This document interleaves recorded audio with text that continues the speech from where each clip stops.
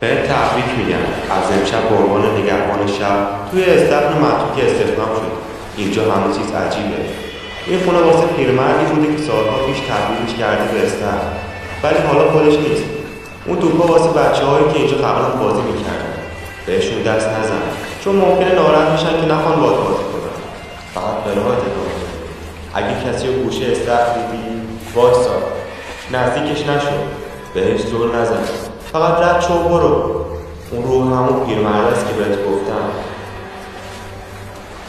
اون نماد چشم روی دیوار حواسش همیشه بهت هست. اگه خطا کنی شاید با نگهبان بعدی عوض میشه. از پله‌ها برو بالا. باورت نمیشه چی قراره بره.